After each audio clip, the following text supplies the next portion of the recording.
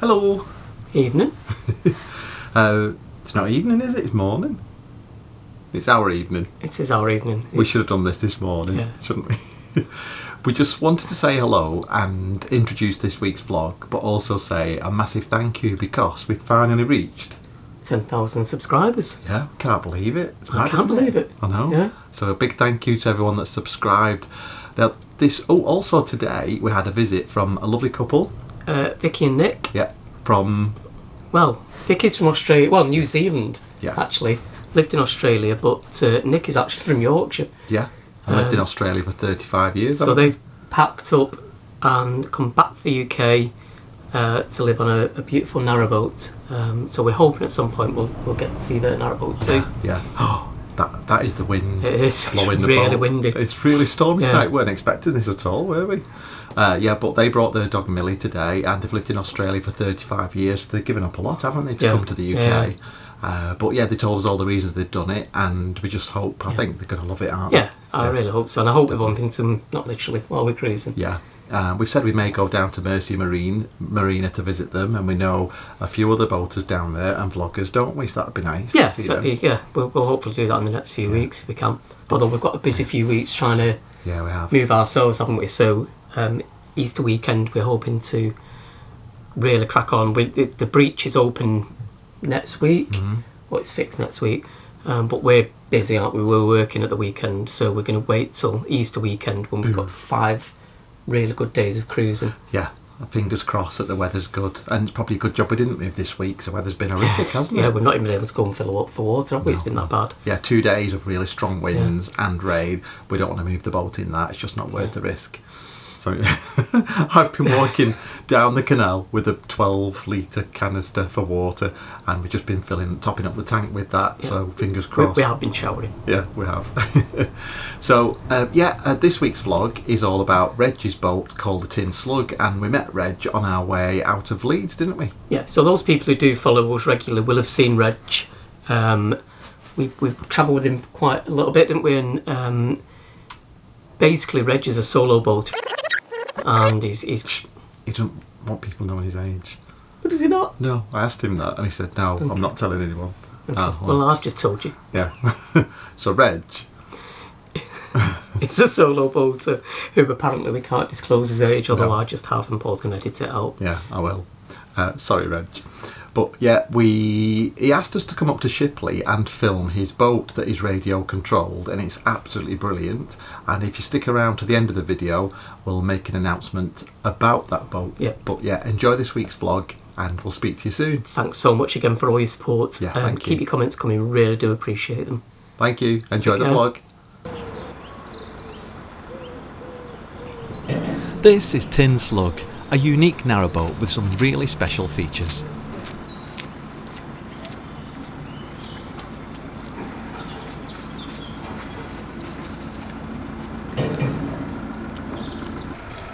This narrowboat is operated by radio control.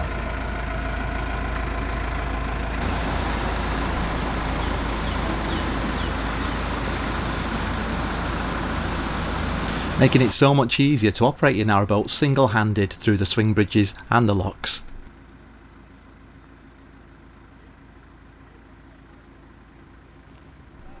This amazing radio-controlled narrowboat is almost like having a second invisible helmsman.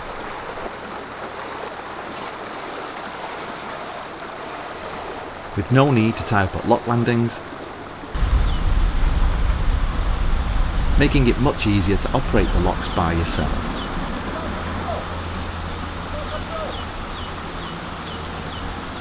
And you definitely don't have to worry about climbing onto the roof of the boat and then up the ladders of the lock.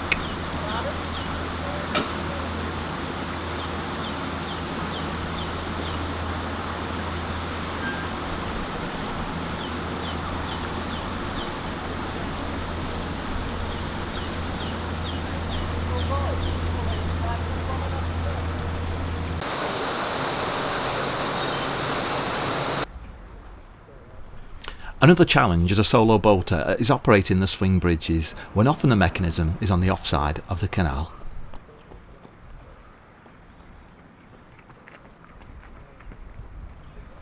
but no challenge at all when your boat is operated by radio control.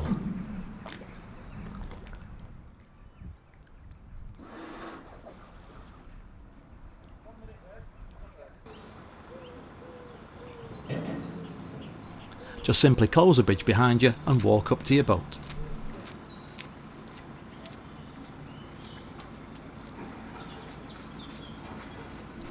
Just watch how easy it is to take the boat single-handed back through the swing bridge and the lock below.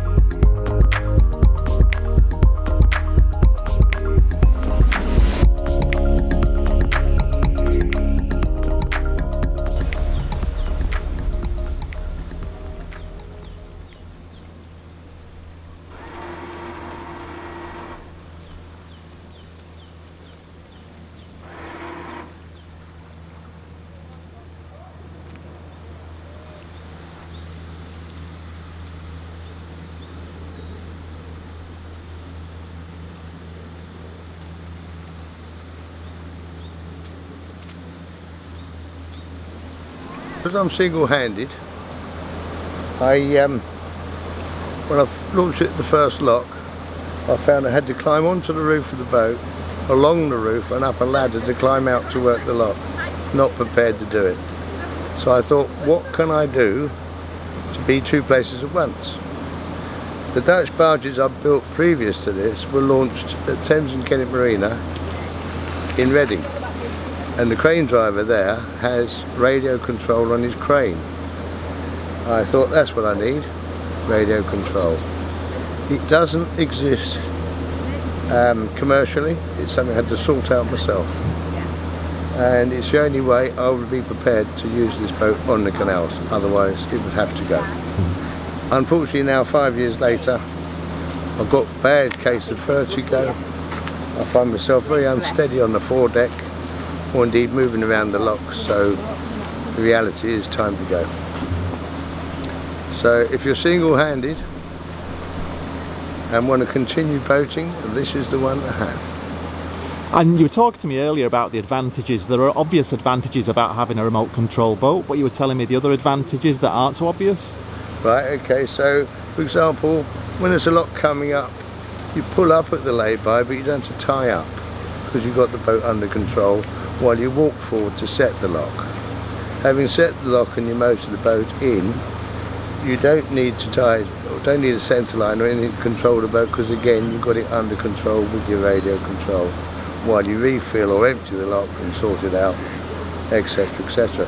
The same comes for swing bridges, because swing bridges are so-and-so's, because all the workings are on the opposite side of the tow path. So poor unfortunate single-handed boater, he's on the wrong side to get his boat back. How they do it, well, I've seen all sorts of different ways. None of them would suit me because it normally involves a lot of running and jumping. We've helped you before on this stretch of canal. You did. We were mesmerised. We were amazed that people didn't even know it was a remote control boat. It's frightening. Often if I'm on a flight of locks where there's a pound in between locks, I'll come out of one lock heading for the next. There's a boat that's come out the next lock coming towards them. They don't notice there's nobody at the helm. It's quite frightening how people do not observe it. Having said that, I've had other people fall off their bicycles saying, I've been on the canals 35 years and I've never seen the like before. So yeah. How long have you had the boat now, Reg? I finished the build, it was September last would be 4 years. Yeah. Do you think you're going to miss boating when you move off to dry land? Yeah, I think I'm probably going to live on cruise ships for a couple of years, so I'm still moving about. Yeah, don't blame you, don't blame you. What have been your favourite stretches of canal? When I'm left alone on my own. Basically, I think over the Pennines have been brilliant. The Llangollen was good, and another brilliant one for the views, £1 million views, same as the Pennines here, was on the Lancaster Canal, which again I found brilliant. I came up the Shropshire Union from Birmingham. That was a pretty canal. Yeah. And do you think it can be quite lonely as a solo boater on the canals? Or have you not found I that? am a loner, so my answer to that is no. If I choose to be with people, I can be. I've quite enough contact with people wandering around the supermarkets with my trolley, deliberately bumping into young ladies to apologise. The main thing with these things is insulation. With property, it's location, location, location. With boats, it's insulate, insulate, insulate. The build of this is not only spray foam the entire shell, but also rock wool insulation. 2 lots of 100mm below gunnel, 100mm cabin sides and deck head. Add to that double glazing and thermobrake frames. They are a must to stop condensation ruining all your woodwork inside. And then the other thing, of course, is miserly on battery consumption, i.e. all LED lighting. My biggest draw is the refrigerator, which is about 11 amps every 2 hours. Otherwise I've got a washing machine and adapted to outside tumble dryer, but to cater for those I've got a 5 kVA travel power on the engine. And basically home from home. Excellent. Well, Reg, can I just say it's been an absolute pleasure meeting you. We've met some characters in the 18 months we've been out on the canal, but you have been one of our favourite characters. What, proper grumpy old git, you mean? There's a lot more to you than that. Well, can I say I'm really grateful to you boys for waiting so we can come up from Leeds sharing the locks rather than my having to empty them after you've gone up. So that's really good news. No, you're welcome. We really enjoyed it. It was nice to meet you, Reg. And not forgetting the lovely grub that Ad did for us that evening when we got to Gallows Bridge. Tremendous.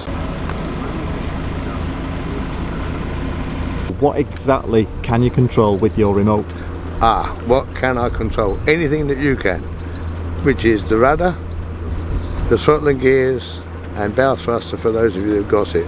Some narrowboaters call that the girly button. I call that the sensible button. Why make hard work of it when you can keep it simple? I often follow an American saying which is KISS, which stands for Keep It Simple Stupid. Do you design and build your boat? Right, I designed the whole layout of what I wanted. This is what they call a reverse layout, which I think is the correct layout, whereupon you go from the helm here into a galley rather than from the helm here into your bedroom. Who wants to do that? Anyway, but the shell was actually done by Steve Lambon of Lambon Hull, who then became Lambon Fabrications. And excellent welder. The boat swims well. Yeah. What length is your boat, Reg? He should have been 57 feet, but it's 58 feet because I've got a diesel fired stove which does my hot water and central heating, but it's fed gravity fed diesel, so the 2 bathroom bulkheads are actually vertical fuel tanks with the fillers in the coach roof. So it went from 57 to 58 feet on that basis. I think there's about 1,000 litres of fuel there for the stove.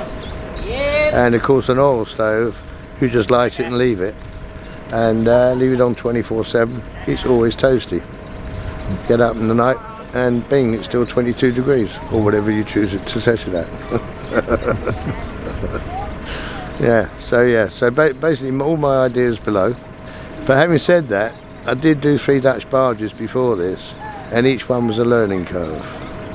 For example, first one, single glazing, Worcester marine windows, aluminium frames. You could collect enough condensation off those every morning to refill everybody's battery in the blooming marina, in terms of distilled water. But so that's the first one. The second one, double glazing, but still aluminium frames. The third one, double glazing thermobrake frames, and that's the way forward. And of course, double up on the insulation. If the entire shell is spray foamed, that stops it corroding or condensating and corroding. Then of course the rock wall over and above that really does make a hell of a difference. If you ever go into a new build house, even on a cold damp day, it never feels that inside. Unlike an old turn of the century house, 100 years old, they always have that cold damp feeling about them. So yeah, I think that's about it. But yes, so my design here is semi-trad, which I like best, because you have people up here. It's an easy small hood to work single-handed, and then so you go galley, dinette, little saloon area, walk-through bathroom, and then a cross bed in the main sleeping cabin. And the cross bed really does make a difference, doesn't it? Oh yes, on a narrowboat. Yeah. Because you can lift the last 2 feet out and walk round, but invariably I normally just roll over the bed because my tumble dryer's the far end. My washing machine's in the heads, but the tumble dryer's in the part of the wardrobe arrangement in the bow, but ducted overboard, so no steam. Now, can I ask you about your solar panels as well? Yeah, now they're brilliant. Recommended. I've got 3, I believe that size now they can be 300 watts. These are that bit older, so only 250 watt panels, but there's 3 of them wired in series, so you can come down a thinner cable at a higher voltage to a Victron MPPT controller, which converts down, and they are brilliant. In the summertime, the batteries back up to 100% after the fridge has drained the blooming batteries down by about 10:30, 11 o'clock in the morning.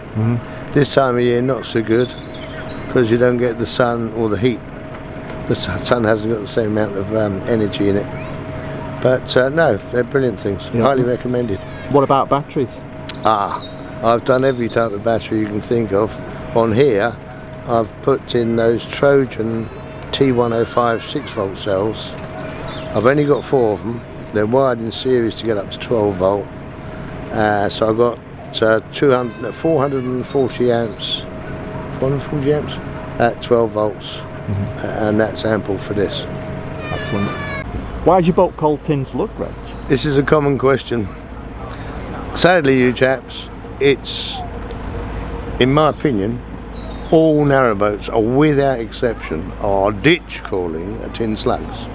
The canals are ditches, and these things spend as long scraping on the bed as they do floating on the surface.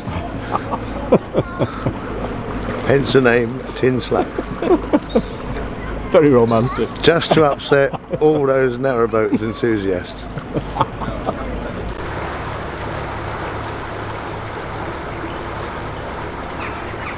Yeah, just to let you know that Reg has decided that it's time to hang his tiller up, and his boat is going to be up for sale. We'll leave a link to the advert for Reg. Quite sad, really, isn't it? Yeah. I think it is. Anyway, it's like we probably won't realistically get to see Reg again. It's quite sad, but we've thoroughly enjoyed his company. His boat is amazing. It takes off any stress, doesn't it? And I think even if you're a couple on a narrowboat, and there are going to be occasions, especially if one of you's working or something happens, that you've got to move your boat on your own, that worry's gone, hasn't it? Especially swing bridges, even more than locks, I think. Yeah.